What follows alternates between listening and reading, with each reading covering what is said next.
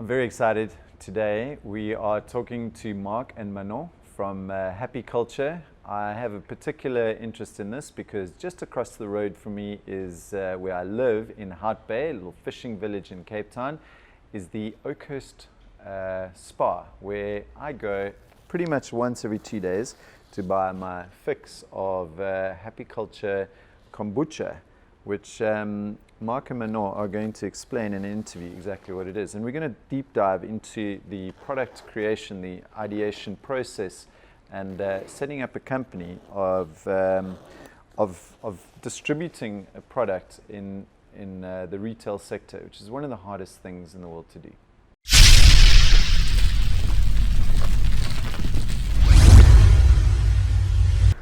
Mark, Manon. There we go. Got it. Welcome to the Heavy Chef Show. It's such an honor to have you here, and I'm particularly excited because Happy Culture is pretty much my go-to. I go just across the road from me, the Oakhurst Spa, and I go and get my fix pretty much every 2 days of Happy Culture. So happy to hear. Thank you. Yeah, and I think I wanted to get straight into it in terms of, Manon, just can we start with the idea and where did it come from? I mean, how did you formulate this compulsion to create a brand new product on our shelves? Yeah, so it was a combination of various factors and influences. And it's funny when you look back, you connect the dots of how it all came into being. But I guess the major influences were firstly, our travels through South America, as we had mentioned to you earlier. Yes, traveling in a camper van for a year in South America, and through that becoming much more connected to ourselves, to nature, to the world, more conscious, more aware. We really evolved as human beings, and we understood when we went back to society that society had a lot of dis-ease, in terms of mental, physical. People were very disconnected from nature, from themselves, from each other. And we, really coming from a fresh perspective, we really noticed there was something wrong in the world, and we wanted to create something that would have a positive influence in the world, help the evolution of humankind to become to become more healthy, more conscious, more connected, more happy. That's amazing. So it's so much more than just a product, right? Which is quite extraordinary. Yeah, so in the beginning it started more with a desire to have a positive impact in the world, but the what hadn't really appeared yet. We also were both very entrepreneurial in nature, both studied business and both have very entrepreneurial personalities. Okay. Also, after being free for so long, trying to fit into an existing company framework. It wasn't appealing to us much. So doing something of our own was definitely on the cards. I can imagine the two of you going around in a camper van in South America for a full year, then going back and working in a bank. In a corporate. Exactly. I studied finance. Probably not going to fly. Trust me, the two of you don't look like you'd fit in very well. I can't be put in a box. Yeah. So those were two things, and then the next thing is we actually joined my dad on his farm in Franschoek. My dad produces Classique. Okay. So when we moved from Belgium as a family to Franschoek, my parents bought a little piece of land and they started a MCC business. Okay, gotcha.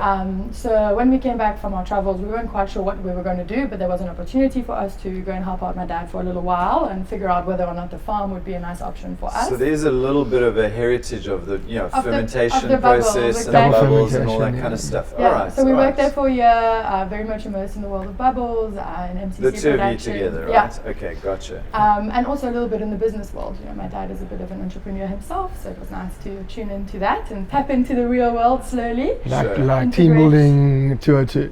Gotcha. Okay, so and then you started learning, Mark. I mean, you more on the operations side of things, the back end stuff, and I mean, obviously together you guys formulate the strategy and whatnot. But in terms of then taking all of these obviously very amazing, fulfilling conversations and being exposed to nature throughout South America and being kind of away from the world, getting stuck into a business, and how important was that for you in creating the foundation for Happy Culture? Very much so. I mean, just starting off at the farm, what we learned of how a winery operates, a person's palate, the balance of the different acidities, how double fermentation works, how yeast behave, how different bacteria behave on the palate, and the different acids which they create, how to service the pump, how to connect the pipe. Okay. So you learned all of that from scratch, basically, getting stuck in. Yeah. There's a big overlap in the type of sort of equipment and machinery and processes between MCC and kombucha. But at that point, kombucha wasn't. Yeah. Okay, so let me jump on that. Can we just define what is kombucha? I mean, for the context of, I think a lot of our audience probably don't know what the heck this thing is that you speak of. Yeah. So kombucha, where does it come from? What is it, and how did you guys get excited about it? So in very short, kombucha is a fizzy fermented tea. Okay. So it's made through the fermentation of a sweet tea using a symbiotic culture of bacteria and yeast, or symbiotic colony of bacteria and yeast, known as a SCOBY. Okay. And the fermentation takes about 2 to 3 weeks, during which time the sweet tea will be converted into kombucha, which is filled with organic acids, live cultures which are beneficial for gut health, so also known as probiotics. Okay. Digestive enzymes, vitamins, So it's minerals, like super good for you, right? antioxidants. Going all the way back to that dis-ease Yeah. So, concept. so we call it a beautiful ancient alchemy. It's actually quite ancient. They've been doing it for thousands of years in the East. That's lovely. yeah. That's so awesome. It used to be known as the tea of immortality amongst the kings and the elites of the East. But it only became commercialized as a ready-to-drink offering in the States at the beginning of this decade. How were you exposed to the beginning of this millennial, sorry. Okay. How were you exposed to kombucha at first? I mean, where did the two of you get to taste it first and get passionate about it? Well, I think for me the first time I tasted it was at the Agama yoga retreat in Colombia. Yeah. Oh wow! Yeah. Okay. For me, the first time was at a yoga retreat. They had like a whole That's big such a jar, cool like, origin fermenting story. on While I was in Colombia, you know, at a yoga retreat and drinking kombucha tea. Yeah. That's so cool. Keeping For me, it was in Okay. Guatemala at a yoga retreat as well. Okay. Yeah, so we came across it during our travels, but at that point, again, we weren't thinking of it as an opportunity for business Sure. venture. We just really enjoyed what And it so had to offer. you're working in your dad's farm and the whole operational system coming to light, and then this opportunity or the idea came to mind, right? And so from there to actual fruition, what was that process like? Yeah, so the idea didn't come on the farm yet. We actually left the farm because the dynamics of working with father-in-law, it was just a little bit too much, and also we didn't have enough of our own independence to make our own There's a whole drinks other show and about that, dishes. by the way, working family and We needing to fit into certain things. And So we departed from the Yeah. farm in search of new adventures, or in search of a new venture, really, because we were trying to figure out what to do next. And Nice. our pockets weren't very full, seeing as we'd just come back from long travels Yeah. and I such. can We imagine. had actually bought a new camper van when we moved to South Africa. So we were living in our camper van around Cape Town. Oh, really? For about 2 months. That was you. Yeah. On the side of the On the streets. side of the We thought they road. were vagrants. It was just a problem, you know? It was us. next to the parking tables, kidding. walking the dog in the morning. Yeah. It was you. And we used to go to yoga every morning, and then we started buying kombucha quite regularly. Okay. We had decided not to drink alcohol for a month because we needed to keep clarity, and we just needed to stay fresh and connected. You know, we didn't want to start drinking and partying, and then next thing, you know, we were not going to, attune and align with our greater purpose. So Sure. we were, we decided to keep it clean, and we were drinking a lot of booch. And then that kind of got us obviously into Booch being the insider term for kombucha, right? Yeah, I'm getting it. I'm slowly getting into the thing. I mean, I drink it every day, so I'm going to start saying it as well, yeah? Okay, wow. And then, okay, so you came up with the idea, and I mean, I'm fascinated by product creation and the actual process of creating a new product. I mean, did that come natural to you? I mean, so first of all, just before you answer, like, small disclosure, like, I'm a massive fan of your product. It is so good and tasty, and we'll get to some of the product attributes a little bit later, but you've really done a great job of designing it and getting it to a point where it looks really professional and like it belongs on a shelf and it's fine, you know? Thank you. What was that process like? Well, I mean, I think first for the actual internal product, we had to actually create the the systems and processes to actually make kombucha on a scalable level. Yeah. Whereas with like a beer or a wine or bubbly, you can easily download a PDF or get a consultant to figure out how to do it. So it was quite challenging on that side, on the actual interior product. And then the exterior product, the branding was kind of came through from what inspired us. We were walking the dog in the mountains quite a lot, Mr. Musmuki. And that's where a lot of the famous illustrations come from.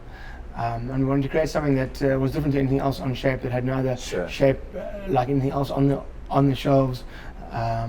So the branding is actually a representation of the vibrancy and natural beauty of the mother city. That's kind of what's the theme of our branding. Cool. Because initially we were going for the whole Eastern theme, and we were just like, it wasn't working. It didn't feel we tried a few different avenues before we landed on this one.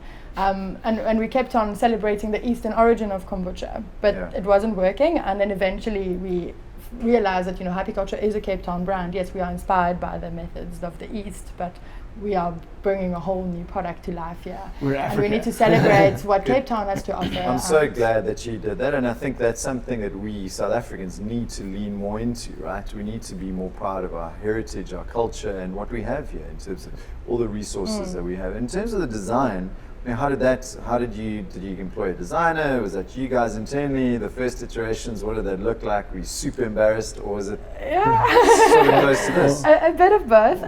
Once we got onto Happy Culture and the actual name, things seemed to flow quite smoothly. But we'd had a couple of run-ins before with other names. Can you share with some of the embarrassing names? I think the one was Prana Kombucha. Yeah, we actually had registered our company as Prana Kombucha. Prana meaning life force in Sanskrit. But yeah, I think it was a little bit not contemporary enough, or not relevant or relatable enough. And it doesn't, Happy Culture seems to exude from your personalities as well, right? There's a kind of, there's a good synergy between the name and the culture that you're creating in the company. The name was born in the camper van with an A4 pad and going through names. Some doodles and sketches. Well, a lot of what we realized, in our journey, you need to create the right space for the right things. So when you're starting a business from scratch, you're obviously delving into so many different types of things, from the financial side of things to building a business plan and production and product development, and there's so many different things. But sometimes you need to be very creative. And we found that we really needed to create the space to be creative. That was really important. So our little space was the camper van, where we would go and park at like Glen Beach or Kombucha or something. And we'd light some incense and put on some nice music. Typical entrepreneurs. Breaking all the rules. And then we'd really tap into the creative, which helped a lot. Opposed to sitting at the same table we would sit at to do the more sort of numerical or left brain stuff, to create that space was really important. That's so cool. Okay, so and then the design, the look and feel of it, how did that evolve?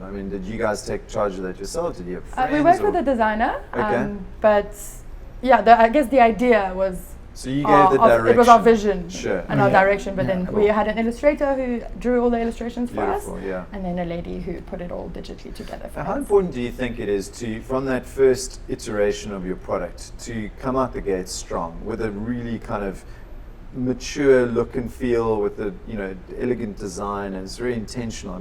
Even the language that you use on the packaging, it's got that zip and flavor, and it's got a little bit of kind of quirkiness to it, which is wonderful, right? Was that you guys writing that? Did you ever? Yeah. Okay. All from the heart. Good. All from the heart. When you try and use your head too much, I find you block. You need to tune into what you're actually trying to do, and always, you need to define what we failed to do in the beginning, and that's why we had to take a few step backs, is to figure out our why, which is a 101 of business today. Figure out your purpose, what are you actually doing, and to actually define that into words. We knew in our heads, but we hadn't actually sat and defined it into words. Can you talk to that a little bit? Can you tell us a little bit about the why of Happy Culture? So the why, what we defined it to do, what we defined it to be, was to inspire a beautiful evolution for humankind, or to be a catalyst and a contributor to the evolution of humankind. And how we do that is through mainly healing gut health, healing and improving people's gut health, understanding that gut health is at the core of our well-being, mentally and physically, but also through spreading good vibes, and through our brand, but also through our products. We we play 432 hertz healing Reiki music to our cultures 24 hours a day. That is so cool. Yeah, so we like Amazing. put those vibrations into the brews and Okay. into the bottle and into people's bodies, so that they can radiate that energy with the world. That is the intention of it.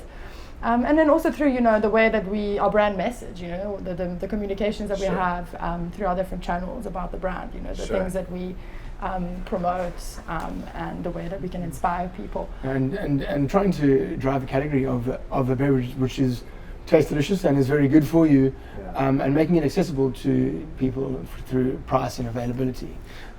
There's a Giving people mental, choice. Yeah. there's a cerebral mental consequence to that, right?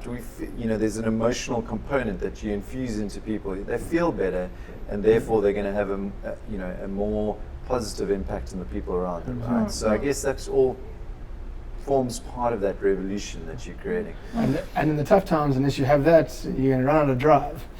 So that's good to keep your drive going, having that So wine. that's the fun part, right? The creative bit, the product creation, creating The that passion and the purpose Yeah. that feels it all. passion and purpose, and I love that. And I think that's so critical, particularly within emerging markets, to hone that and to own that, right? But then it gets hard, right? I know enough experience with business to know that as soon as you have the product and you've got your MVP, I suppose, getting it out there, getting it distributed, all the really kind of adult stuff that all of a sudden we have to learn. How was that for you in terms of creating the company, getting the distribution channels, getting the partners, the retailers, and everybody to adopt your products? Mark, do you want to speak into that? Yeah, that's very polarizing, super tough and challenging, but super rewarding at the same time. Okay. So you kind of trying to get over this hurdle and stuff, and you've got to keep your head down and drive it.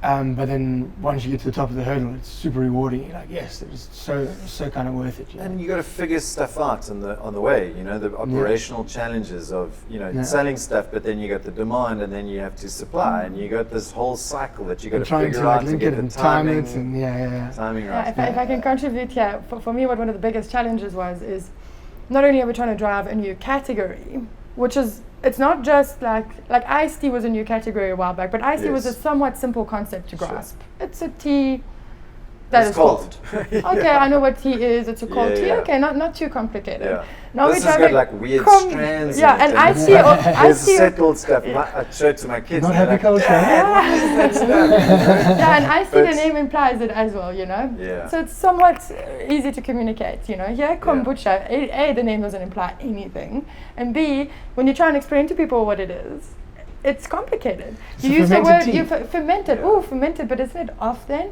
It's got beneficial bacteria. So, but aren't bacteria bad? Yeah. And isn't it alcoholic if it's fermented? So there's so much communication needed to explain what is kombucha.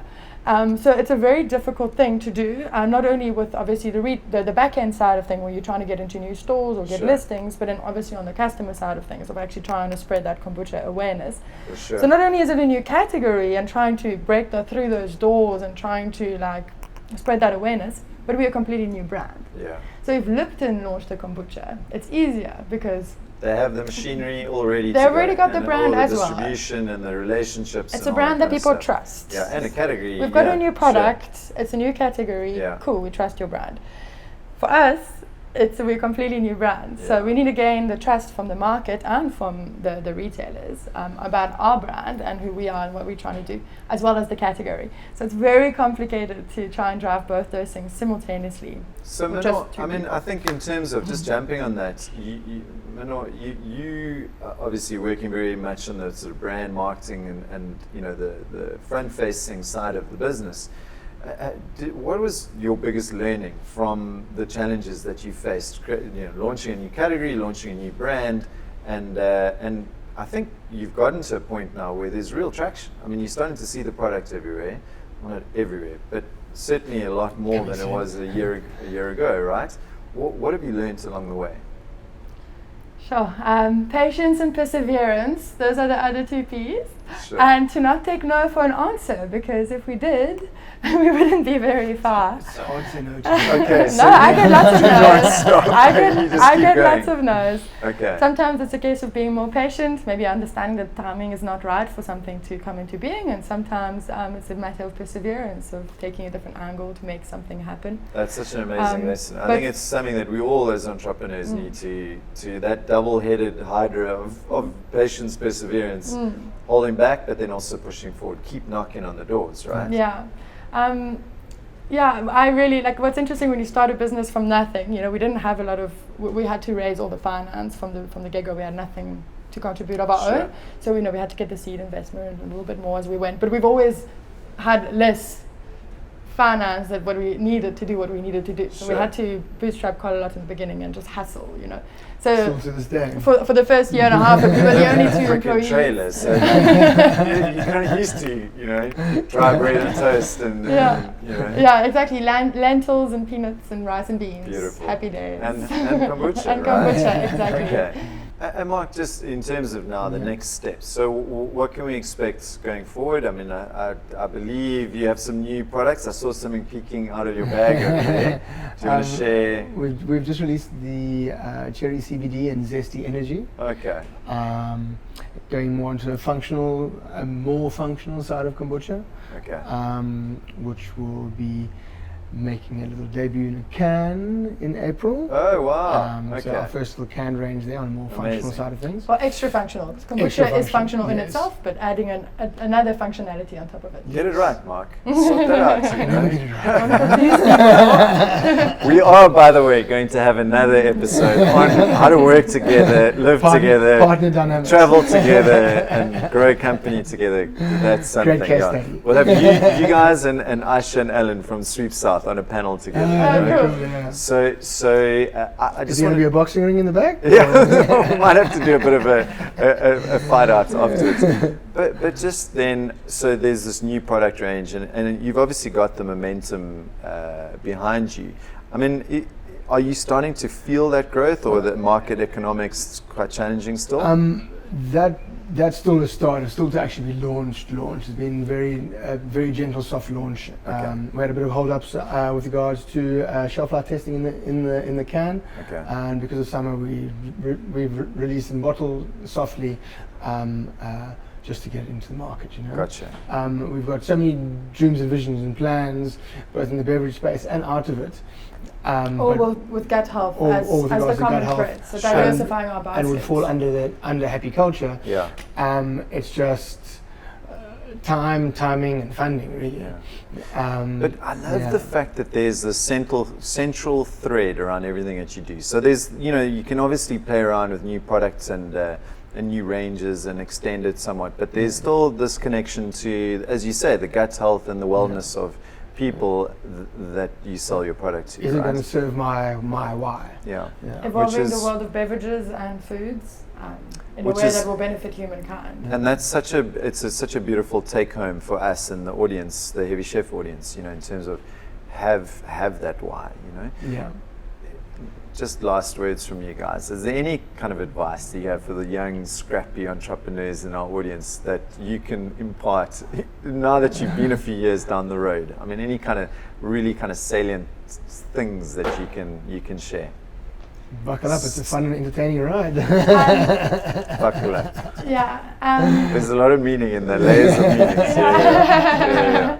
But also what I learned, we have this, I think we've had a conditioning from when we were young that the harder we work, the better it is, and we must just keep going. And sometimes through that we lose personal balance, where we don't actually allow our own batteries to recharge, Sure. and we don't leave room for personal growth and personal development. And what I've found in the beginning, I was just frying myself, I was just burning out because I was just like, sometimes needs no to be time done. to sleep, no time to play, let's go, It's work all late about at the night. hustle. Yeah. And then, you burn out, and when you burn out, you actually can't think clearly anymore, and you can't communicate properly anymore, so you're not actually doing a good job anymore. So I find that making sure that you keep a little bit of me time amongst it all to recharge the batteries and to recenter, reconnect, and to remember, you know, what you're doing and why you're doing it. Oh, that's amazing. Yeah. I think that's quite important to do that. Otherwise, you do burn out and you spin out, and it's actually a self-fulfilling prophecy where now you don't get enough sleep, so you're tired, so you're not being productive. So you I'm have just to work going to longer. hustle harder and just keep going and and work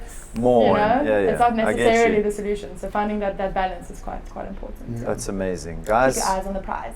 Mark, Manon, thank you so much for being on the show. I really appreciate it. Really looking forward to the new products and going to my local and trying them out. And a couple more to come. Yeah, lots to look forward to. I'm very excited about that. Lovely to meet you guys, and long may your success continue. Thank you so Thank you much. so Thank much. you for having us.